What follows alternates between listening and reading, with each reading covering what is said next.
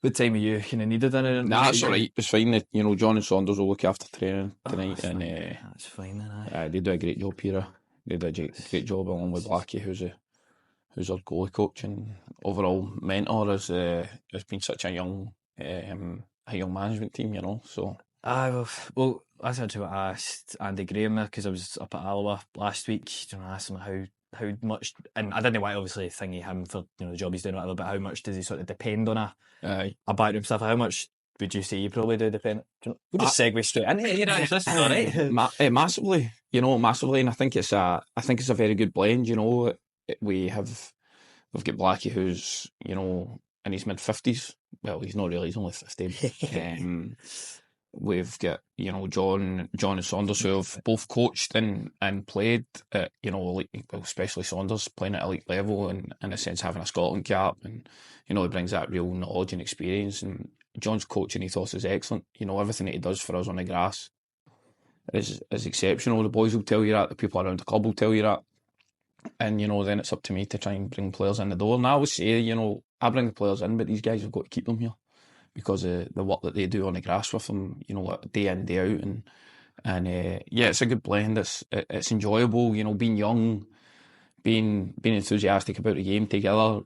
We have relied on Blackie at times with that bit of nous and that wee bit of experience in the game to say, sometimes you just need to go with your gut rather than, what your head is at times.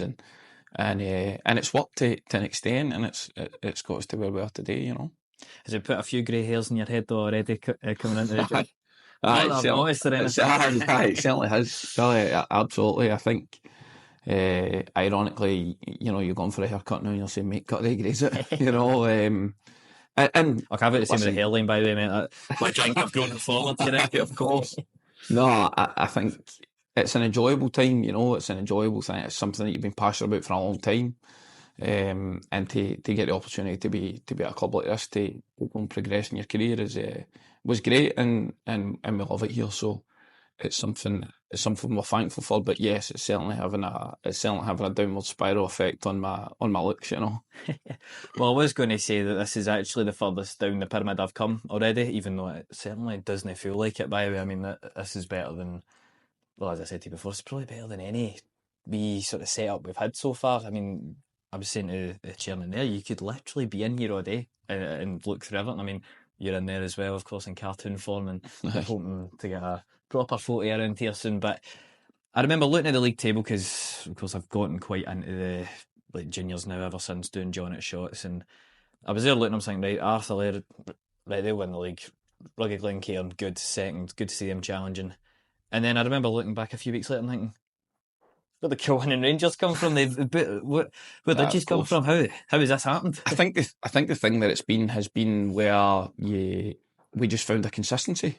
We found a consistency and a level of application and determination for the players that we've been trying to install since we came here. And when we came here, I know that it probably raised a lot of eyebrows to, how did they get that job? But we came with the ethos of that every game we were going to win. We weren't coming here to not get beat. And I think they're very different. And we found a way of winning, and sometimes it becomes a habit. So it's much harder to find that habit than it is to find the losing habit, because you can find yourself in a rut. But these players, their application's been excellent. Like I said to you previously there, that it's not just the application of the players, it's everyone around the club. You look at this, the work and everything that's been put into this, it has been incredible for the chairman, being able to put these people together to help run this club, and the work that he does is excellent for us. I don't think there's anything that I've went to him for this year and he's outright said no. He might say, well, we'll get you as close to it as possible, or we'll see if we can do this. We've never had a no, and it's testament to him that people are backing this club, with him at the helm, and he put his trust in us to get this club to where hopefully where it needs to be, and where the fans and everybody that's in the community wants it to be. So, the players and their determination has been great, but there's a whole background to that. It's not just I've said it before, it's not just a one-man show that people look at me and say, how did that happen? Everybody at this club has made it happen. We're far from there yet, We have 8 games to go. We've found a bit of form. We've found different ways of winning. I said to the players last week, we've got more faces in a dice because of the way that we're finding ourselves winning games now. I think we could probably be better on the ball. We want to be more aggressive in our attack, but when you're winning, you take it when you can, because, let's say, it can quickly turn, and it's up to us to try and keep that success going, and we'll see where it takes us come the 17th of May. Because I'm still fairly rookie to this league as well, you can probably give me a better perspective. I take it, Kilwinning Rangers being in the first division and not the Premier Division, is that a kind of underachieving? Is that almost a sleeping giant type situation? It's definitely a sleeping giant. It's definitely a sleeping giant. You look through here today where you are, and the memorabilia and the photos and everything that goes with that shows you the success that this club has had in the past, and that's came through hard work, and successful times have brought more people on board, and I think the thing for us to remember is that as long as we continue to do that, then hopefully we'll get the club back to where we feel it belongs in the Premier League. But it's not going to be easy. It's not going to be easy. This club, with the work that gets put into it, is a Premier League club. I don't think it's certainly no secret, but when we came here, the budget was slashed by 2/3. Our budget was 1/3 this year of what they had last year. So when we were brought in here, we were brought here to consolidate. We sat with a chairman and Ben, who does all our media, and Lauren, the club sec, who said, we need you to look after the club. And we were like, well, how does that look? And they told us, they outlined our goals, and 95% of it was about consolidating the first team and looking after our youth pathway. I would say that we've done that to a certain degree. I think even if somebody was to tell you it was perfect, I would say it's not, because you look for something else. But if you look at our first team today, there's 5 academy graduates there who have all come through for ages of 17 to 19. We have 2 out on loan, actually, at the moment. So we knew it was going to be a tough task. We knew that the questions that were going to be asked had to be answered on the pitch. And we hope we've done that. But I just think that as long as everybody remains level-headed and gets to a middle ground of, right, let's remember where we've came from, then success will follow that on. We just don't want people getting ahead of ourselves, I'm quite curious about that though, just because we're not exactly Celtic or Rangers, or maybe even a bit closer. We're not exactly a Kelly or a near United or anything. Mm-hmm. How much involvement then do you have, like, with the club, maybe out with managerial duties, or are you quite just the coach, or like you say there, everybody's sort of working together? Is that? I think if you were to ask a chairman, he'd probably say, I'm maybe doing has nothing with the amount of phone calls I speak to him every day. But we try and do everything together here. We try and catch the 18s, the 20s, as much as we can, to make sure that the progression for young players is thorough. We make sure that we're creating the right pathways for young people to progress, and also for the first team players. And I'm sure that nobody will take offence, but there'll be players in our first team that have aspirations of not being at Kilwinning, but being in higher league football, and that's important for us. We want these players to be ambitious, so that the club is in a better place, but also so that the players can market themselves. This club will always have a place in the Premier League, and I think with everything that's going on at the moment, I think it has a place higher up than that. It's up to us to do that. And when you look at the structure of everything and what we're doing, I think it would be wrong to say that you do too much or you do too little. Everybody digs in together, but the chairman's a real crux of that. When we sat down at the start of the season and talking about the things that we've said, we spoke about other duties without, speaking with the community, speaking with the girls' academy, making sure that everybody has a pathway here, not just it stops at the first team and that's it. You've got a duty of care to everybody throughout the club, coaches included, and we hope that we're fulfilling that. I would hope that if you spoke to people, they said that we were. But we always try and muck in and help where we can. It does sound like a very good, involved community, family type club, but do you then feel there is an added pressure to it because, you know, like we say, the club probably is underachieving, probably is at least a league below where it should be. Do you then feel there is a bit of an added pressure even this far down the pyramid to, as much as we can do all this behind the scenes, but on the pitch is where it really matters? Do you feel that there is that sort of pressure to go further? I suppose if you've got ambition, then you'll always put pressure on yourself, you know, and everybody throughout the club's got ambition, so you do have that, you know. It would be unnatural if you never. But it's about managing it. It's about managing it, and it's about managing the expectation, and what comes with that is where the pressure's at. I'm sure if you spoke to the committee, they would tell you, no, there isn't any pressure because we didn't want you to get relegated. Of course, the committee would tell you that. But the thing is that if you were to ask the players would say, yeah, there is, because we want to go and achieve, we want to be better, we want to, you know, if we win 1-0 one week, we want to win 2-0 next week, you know, and that's regardless who we're playing. So, you know, there's a sense that we would love to get the club to where it would be quicker than, you know, what some people would expect. But there's also a realisation that, you know, the club certainly understand where we're at this moment in time, and they've been good enough to give us the footing to do that, and we hope that we can achieve what they want. But, you know, for in the stress capacity, or, you know, the sense that it needs to be, you know, we will let things take its course and see what happens. We're never going to put too much pressure on ourselves because we understand the constraints of what we were under when we first came in, you know. Well, ultimately, Kev, we're here for you. So in classic James English style, take us back to the start. Give us the sort of football upbringing, because, as I say, I didn't quite have the luxury of a Wikipedia page on you. Of course not. So I had to do a wee bit more digging. Watched your like kind of meet the manager type, and I'm like, right, okay, he was there as well. Right, that's good. So I kind of filled in a wee timeline of you, but fill us in there. You know, where you from, and just give us all that usual stuff. It's further back than what I would like it to be, I suppose. You know, just a young kid that always dreamt of being a footballer. Everywhere you went, you had a football in hand. You know, you played with a school team, you maybe played with a boys' club team, and then, you know, I never played football for a while. I never played organised football again, probably until I was about 16. My dad created a club in the north of Glasgow, out of business that he had, and created a very successful and sense of players football team where we had players moved on to much better things, and that took us to 18.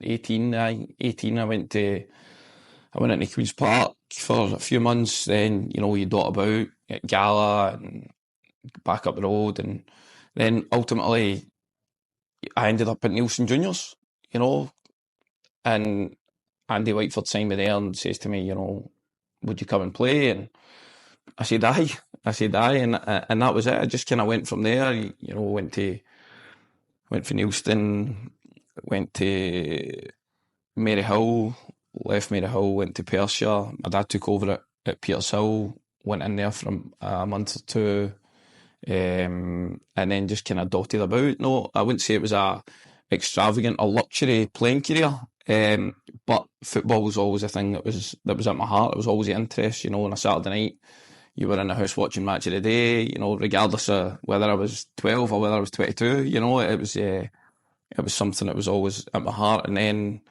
when I got an injury, a bad knee injury, about a year later, my dad said to me, he was a manager at St Roch's, and he said to me about coming in and being his assistant. And at that time I was like, no, I want to play. And he said to me, I think it would be good for you. And I done that. I done that at 26. He was there for 3 years, and, you know, sadly during the COVID season passed away due to COVID, and that was when the West of Scotland League was in conferences.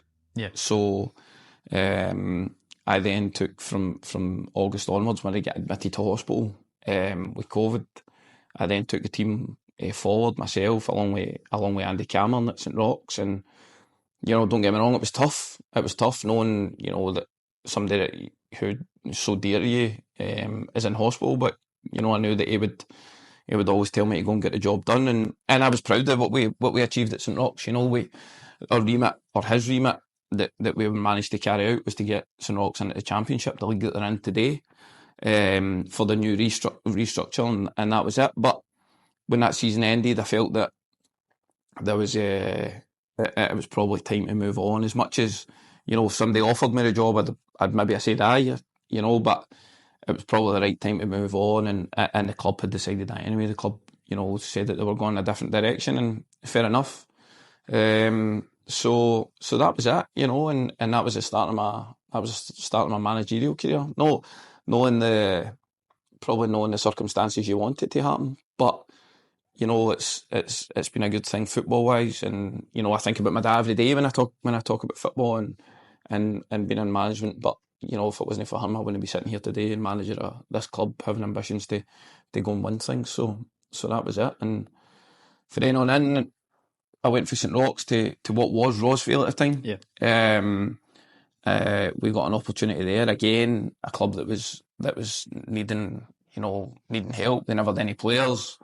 The club was in a bit of a bad way, you know, and the chairman said to me, "There's your players," and handed me a blank bit of paper. So that was a full rebuild, you know, and I mean a rebuild, that we were bringing players in from everywhere and anywhere just to try and get a team on the pitch.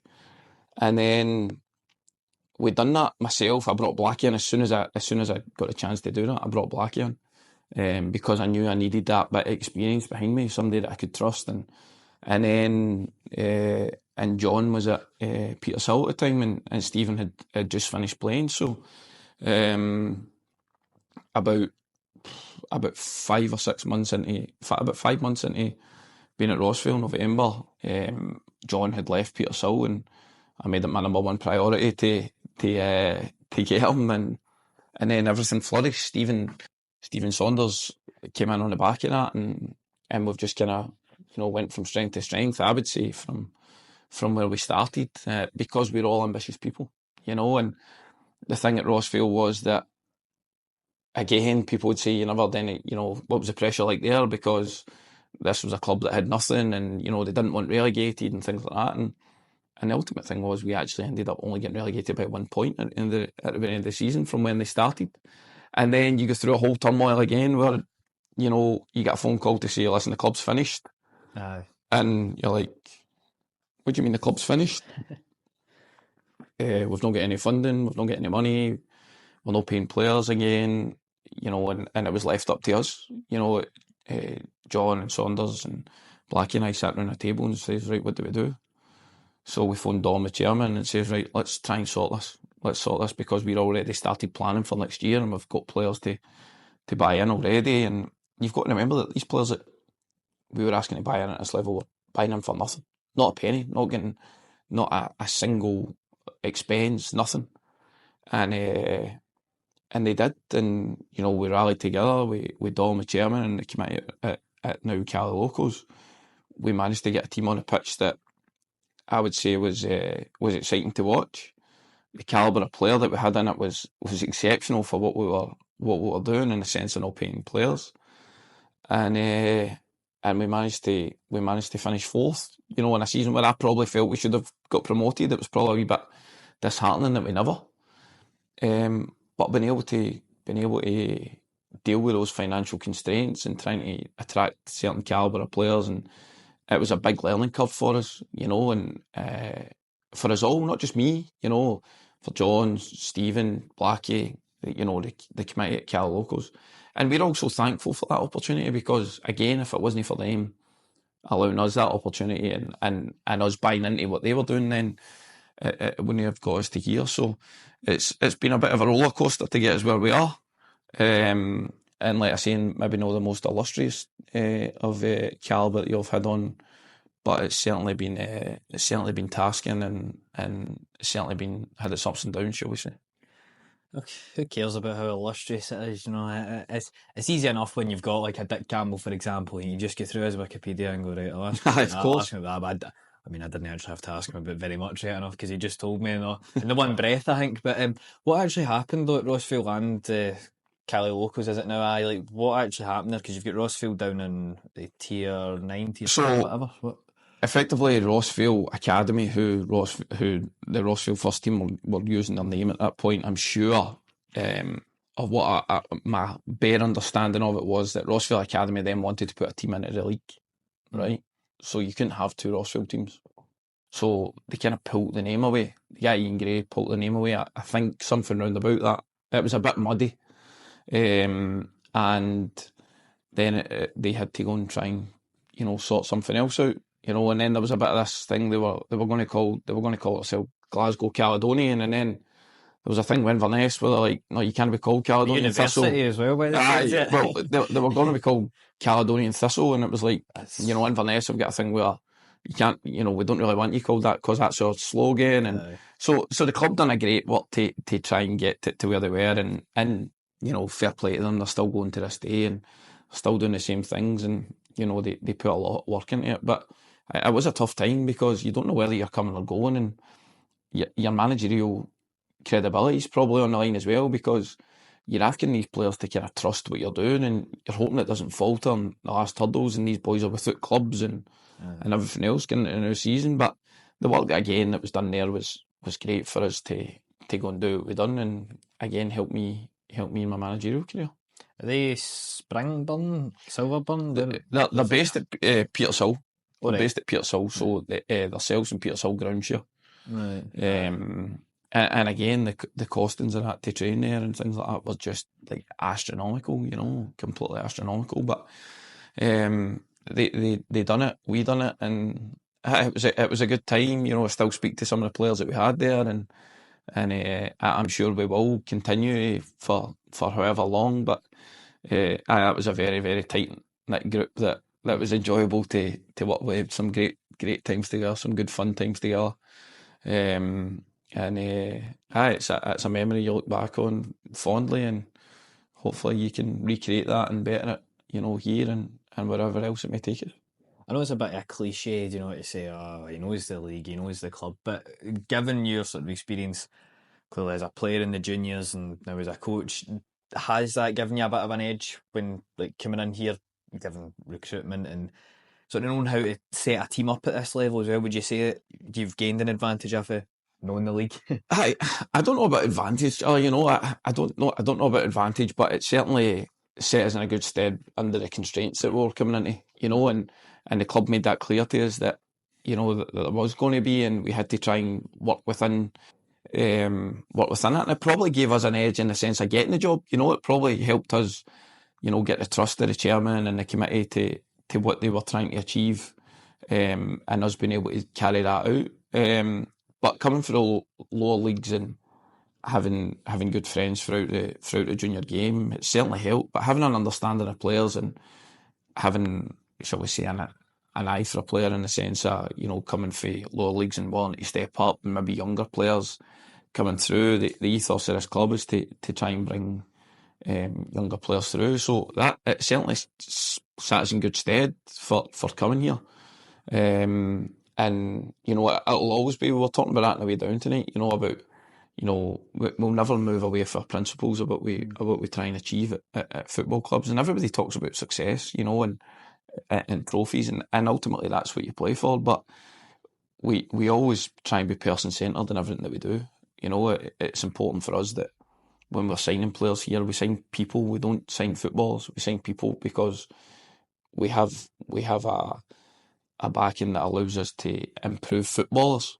But you can't improve people. People they'll be how they want to be, and if you can try and help and mould them into footballers, then it's going to get you in good stead for achieving things. So that was our priority. Our priority was to make sure that we sign good people and let the football take care of itself, and we'll continue to do that wherever we are, so that when you do come into our dressing room tonight, that you'll see that it's very, very tight, very tight. They're a very tight group. They look after each other, whether you're 16 like Dylan is in goals, or if you're 35 with Brian Boyle and the club captain at the top. They're very tight and they look after each other. If one of them was to go into a fight, they would all go into it. And if one of them was to score a goal, they would all celebrate it. And if one of them was to make a tackle, they would all celebrate that as much. So that's what's important to us. What's important to us, when we're achieving things, is that yes, you win silver, but you know that you've gained the trust of the people around about you and the players. Well, you'd say a couple of your almost pillars of like when you first went into the club was play football that is exciting to watch, but also bring through young players. You probably have said it in there somewhere, but how is that going? Would you say that you're ahead of schedule on that one? Would you say you're on schedule? I would always say that we're on schedule because, you know, when we came here, it was made clear, you know, the pathway was such a big thing. You'll see out in the hall there that two of our first team players have got their photo up on the wall, you know, a mural almost of the two of them because of the way that they've come through at this club. And it'll always be a big thing for Kilwinning. You can see the integration of the community around that. So for us, you know, I would say we're on task with that. We have 5 academy graduates that coming in and out the first team, you know, whether they're playing for the 20s on a Friday and stepping in or whether they're just with us. We look after that side of things, and again, we're not just looking for players to sign for the first team, we're looking for players to sign for the 20s, you know, or the 18s. That's going to give us longevity of everything this club's trying to achieve, and youth is a big thing, and where you're at with the pillars around that, you know, it's about building a strong foundation to keep those pillars high, and the coaches at this club throughout the community and at younger levels have clearly done a good job at that, because when we came in, we were able to pick, you know, a couple of players to step into the first team, and they've handled it well. Don't get me wrong, Stephen and John have worked wonders with them to get that consistency and that level of consistency and match performance week in, week out, to keep them there. But again, it's always up to the young person. Are they going to be there to learn? Are they going to be willing to adapt? Because we do adapt as a team. So, you know, our performances will adapt to winning. We want to be aggressive. We want to go and play in the final third. We want to go and play through the lines. We want people to drop into pockets.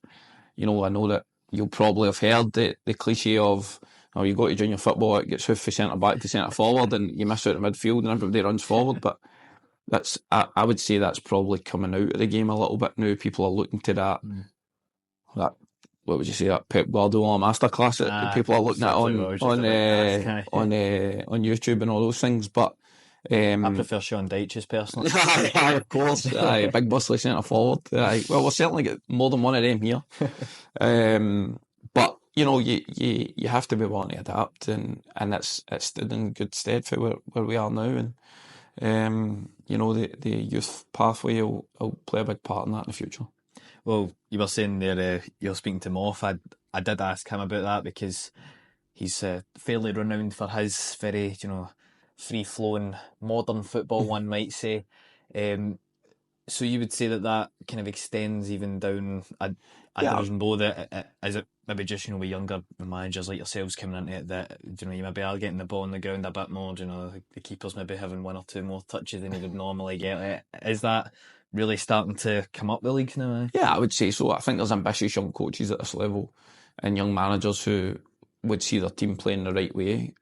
I think that's a kind of cliche statement, that playing the right way, because you play to win. You've got to be able to find a way to adapt, and I'm sure that Moff would agree with that. That even in his excellent side, who are excellent, you know, he's a very good coach, and I've got a very good unbeaten now. I've got a very good relationship with Gordon, you know, but even his team, you know, might go a wee bit more direct, shall we say, or a wee bit more forward quicker. But you've got to find a way to win. And I'm sure when we came here, the fans were maybe had a bit of a heart in their mouth at times when, you know, our centre half's taking the ball off a goalie inside the 6-yard box for goal kicks and stuff, you know. I've never seen anything. They're like, but that's what we said we were going to bring. We would bring an identity back to the club that people could resonate with and enjoy, and hopefully get bums on seats and people in the community to come back to support the Buffs for the club that they are. Well, that's ultimately what I'm here trying to do. I'm here trying to promote the club. We can hear from their manager, you know, no strings attached. We're just here a nice conversation. That's all this is.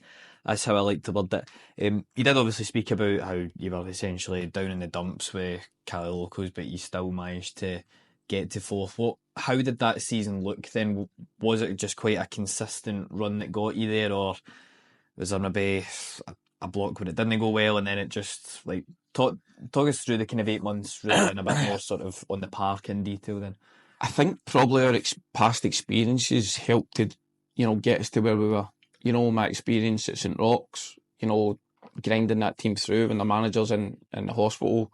When you're winning, players are saying, every time we win, the gaffer gets better. And that was a thing. That was a real bond that was incredible to see. So then when you move on, you look to try and mimic that somewhere else, and you do that with Rossvale, and the time with Rossvale where we managed to, when we all came together as a four in that kind of October-November period to the end of the season with Rossvale, we really started to get an ethos of what we wanted, and we got a style of play that we wanted as well. And let's say we were unlucky, so we had that bit between our teeth at Caledonian Locomotives to really say, when we got it started, here's what we want to do, here's what we want to achieve, here's where we see ourselves going. And the thing, if you spoke to John, Saunders, Blackie, if you spoke to any of them, they would tell you the same thing, that we would always strive for perfection, regardless of brilliance, regardless of situation, that we would set our teams out to win a league. If somebody said to us at Caledonian Locos on the 1st of June at pre-season, what's your aim this year with everything going forward? You would say, well, I'm here to win a league. Well, why else would we? We're not here to, be second best, and I think that helped. That helped being able to enthuse that throughout the squad and install that bit of belief into these players that maybe some people had given up on, maybe some people had thought they'd seen their day, maybe some people thought they weren't good enough, but we were able to find that niche, or maybe they were getting played out of position and we found a position. Maybe they just had to find the love of football again, and there was lots into that. And the information that they were receiving at training, the information that they were getting off the pitch, and the way they were looked after, it got us to where we were, and again, you get into that kind of winning habit. I mean, don't get me wrong, we had a really dark day at Callow because we get beat off Broomhill Sports Club in the second round of the West, and that was terrible. And to this day, I still remember the three. I don't know if Blackie was there actually. I remember the three standing after the game outside each other, looking like, where do we go? Where do we go? It was hard because we'd been on a wee kind of rocky patch. The results weren't going the way we thought they were, and we were just like, what do we do? And it was probably for that day, we just thought, we just need to get back to basics, go back to what we know and what we trust, and don't waver from it. And I would say it was a successful time, because you look at players there that have went on to get paid for playing football, for instance. It didn't cost them to come to play football. Whether they were getting expenses, whether they're getting expenses now, or whether they're getting a wage, or whatever it may be, these players are playing for something, and that in itself, for the players and for us as coaches to be able to show that, that player isn't finished, that player is a decent player, that boy is a good lad. And I would say that was a real successful part of that. And even players, it was incredible, players that were getting paid were phoning us, wanting to come and play for us because of the environment that we created to come and be part of, and that's what we've tried to do here. And I would say that's certainly happened. We've had phone calls, you get to this time of the season when people are maybe starting to look for next year and stuff, and there has been players contact us about that, because we do create a good environment of to train and play and get looked after, essentially, and get treated like a person, not just as a number that fills a jersey to win a game on a Saturday. And that's a real principle for us. Sounds very like Moneyball, actually, just the kind of we found his position here, or he thought he did his day. There's literally two players that I can think of off the top of my head that played for the A's that were like that. They moved him to first base. Ironically, that's one of my favourite films. It's one of my favourite films. I remember actually just reading up though, saying about how, well, actually, when you look at it, they still had a very good team, and Giambi's brother was still good and all that, even though he was in the strip clubs every week in Vegas and all that. But well, maybe like talking about, maybe because it's a very stats-driven thing, it awakened a very modern era for baseball. Are there maybe modern aspects like, the integration of stats, for example, like Brian McLean was talking about it because he works with stats. Well, when he was at Cadix, I was about to say, still there because him and Fez have moved on now. Is there maybe like an integration of things like stats or modern methods like I say into this? Yeah, of course there is. I think you're always looking for that edge at every level. I think again, if you've got ambition, that's what you're always doing. You're looking for the next thing. That Saunders is massive. Obviously his tagline's that 1%. But he's right. You're trying to find that 1% advantage that you can. But you've got clubs that are using the GPS for running stats and positional play. You've got the VO and things that you can look at to help improve your squad and also look at other players and their attitudes throughout the game. So yeah, there's lots of things that you're looking at for those 1% you're trying to find. But let's say for us, if you're really going to go back to it, you just need to be a good person. You need to be a good person, willing to learn, willing to adapt. Excuse me, and have a willingness to go where it hurts. Go where it hurts. And I think, yeah, you're right that there is stats that say, well, if he goes here, he'll play there, and if he goes there, he'll do this. But ultimately, when you go over that white line, players make a choice. Oh, yeah, they can do nothing as soon as exactly. Management teams and everything else, they make a choice. All you can do is try and instruct them. And that's why it's so important that the people come first, because you don't want people that are going to come in and when they go and get stuff, they down tools, or if there's a bit of animosity. Exactly that.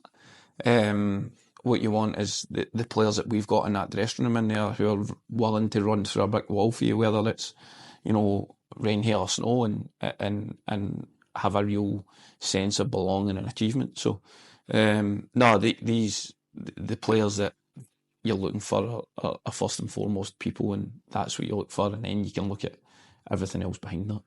How have you found, because of course we're unfortunately not a Kelly or an Air where Scott Brown goes in every day or Derek McInnes goes in every day and that's his full-time job. How have you found balancing the personal and professional life with this? Because I'm pretty sure you said it's literally like having a second full-time job. Absolutely. I've got a 2-year-old son who, he's here nearly as much as me, and my missus she's a big advocate for allowing me to be able to do these things, especially having a 2-year-old. Let's say we went through a tough time at St Roch's, and and then you go there and you go to Caledonian Locomotives, she becomes pregnant, and there's lots of things that have accumulated into my football career. But I would say that you've got to have a good backing behind you to help you go and thrive, and that starts in the house, and then you surround yourself with people that you've got in your management team there. They speak for themselves. There's always that trust element of everything that you're trying to do, and if I can't do it, I know that I could phone one of the guys and they would run through a brick wall. That I'm saying about the players, that your management team's the same. They would do everything they can to help us get to that goal. So there is a shared load here, but trying to juggle a 2-year-old, your family, your work, it certainly can be stressful. It's led to more grey hairs, as you can see, as earlier. But the other thing is that I lean heavily on the chairman because I live so far away. I live more than an hour away from here. So if we need things done down here, I speak to him, and he does as much as he can to help me here, as do others. But he's a go-to if any of the management team aren't able to do things.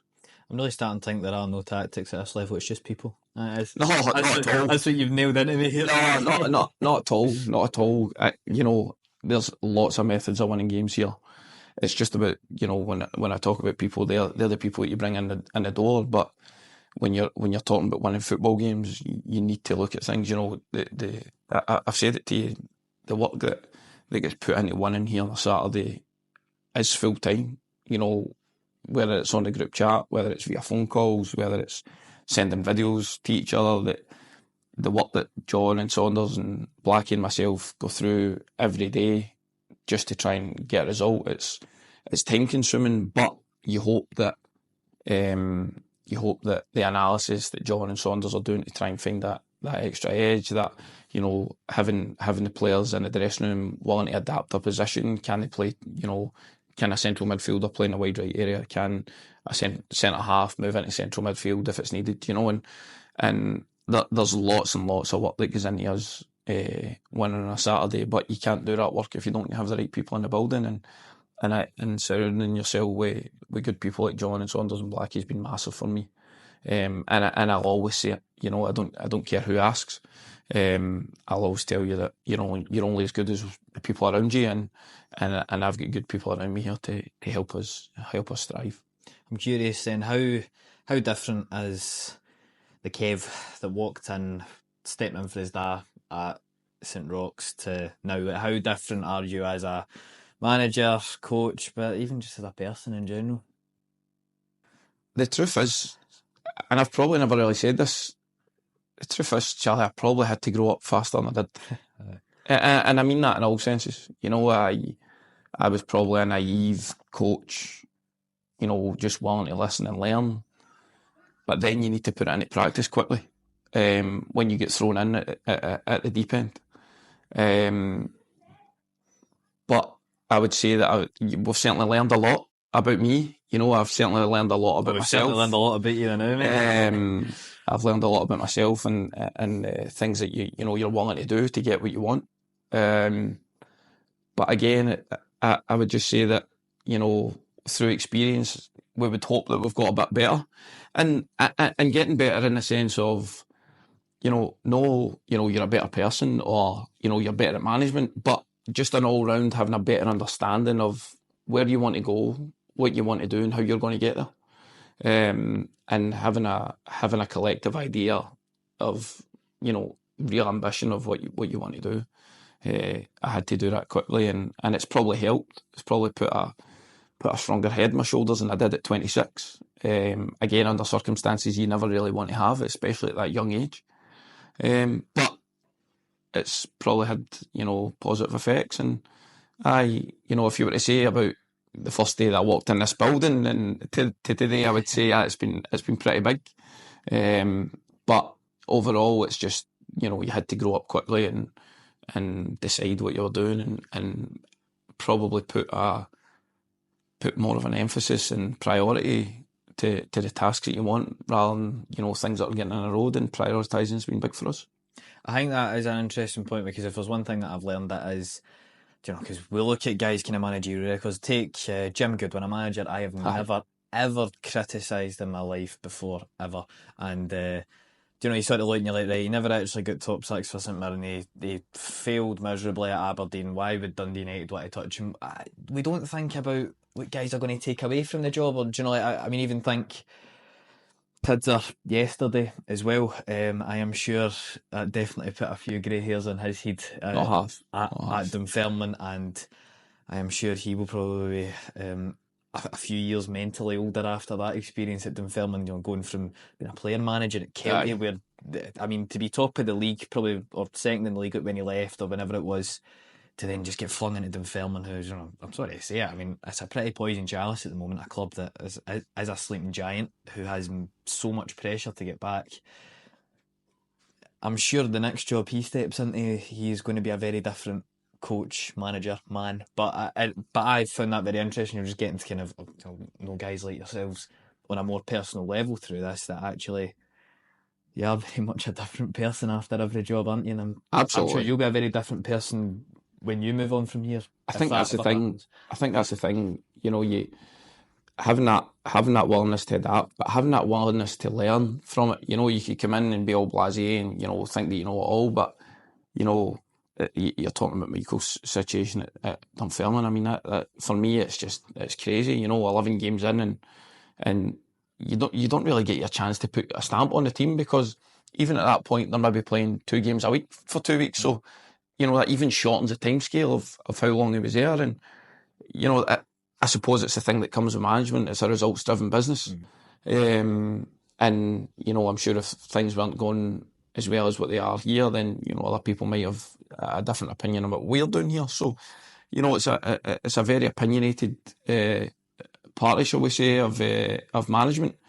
But you definitely, you need to be willing to learn, and you need to be willing to adapt to have that, you know, wee bit of success. Because if you come in Jack the Lad and somebody knocks you down a peg, then you're only going to go further if you're not willing to learn from your mistakes. And I say that to our players here, Charlie, you know, that, you know, with the position they're in, people are going to want to knock them off it. You know, there will be people that have got green eyes about their position and what they're doing and what we're doing here. People will want you to fail. You know, people will want you to fail, and it's important that you just keep that at the back of your mind and use that as a tool of, you know, heat and emotion to drive you forward, because the people that want you to fail will always chat the door when you're down, but they'll never chat the door when you're up and be happy for you. So no, you use that as an incentive to drive you forward, and you know, it's certainly something that I've certainly had to do over the last, 6 years now I've been in management. Yeah, well, I'm sure the Newton Arms, I'm sure our favourite pub will be absolutely loving kids at the moment. He'll have a lot more time. I mean, that's what I've been saying every day, that we always go down on a Friday, right? And I'm probably thinking, well, he would never be doing on a Friday anyway, so who knows, I might finally run it. I'm just going to put it out there as well. I'm going to give it a few weeks and then maybe send him a wee, do you fancy, fancy a kind of 60 minutes sit down interview? The kind of, we'll put the camera right there in a sort of interrogation style. We'll do it Stephen Bartlett, Diary of a CEO style. I'll sit there and it'll be a total serious one. But I like to wind down with the same question. So we went back there to talk about your first steps. So if we were to come right back here, which I would absolutely love to come back here, right enough, I'm going to put that out there as well, and we were to have another chat in a year's time, you know, yes, hopefully, of course, in the division above, and it's starting to come to the business end of the season, and I say, Kev, have you done a good job since the last time we met? And you say, aye, Charlie, I have. So in a year's time, what is a good job done for you personally, for this club, for anything, however you measure it? I think it's tough. From the position we're in now, I'd love to come and say, you know, in a year's time that we're in the league above. You're in the Lowland League. Aye. You know, we're sitting pretty at the top, like Clydebank. But you know, a lot of it takes hard work and you know, what the success look like in a year, we'll just need to wait and see. Like I say, we don't put any pressure on ourselves here. We certainly don't put any undue pressure that we don't have to. I would love to be in a league above, and I'd love us to, you know, be certainly consolidated and pushing. But you know, we'll just need to see what comes here, and you know, then the 17th of May, you can ask me that question, and you might get a different answer. You know. It's like when Brendan Rodgers said, "I'll see you in May." Aye, absolutely. Aye. I like that question purely just because you get a different answer after everybody. Did you know Pat Scullion at East Stirling? I remember he gave me a very numerical one. He was like, "Well, we're on this amount of points, so I'd like to be on this amount of points next year."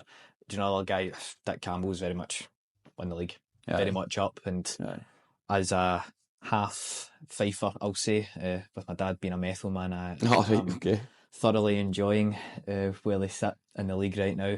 But I will also say this is probably one of the best adverts you're going to get for this place, and for anybody that is travelling to Kilwinning Rangers, please do come down and have a wee look at this place, because you'll probably be in here for about 3 hours by the time you're through everything. For one wall. One wall, it's brilliant, honestly. And do I know who any of these people are? No, but will I know after a few hours? Probably. Aye, but anyway, Kev, it's been an absolute pleasure to come down here to North Ayrshire. I had to get that one right. I've gotten my kind of council areas wrong in the past, but anyway, mate, it's been. Thanks very much. Cheers. Thanks a lot.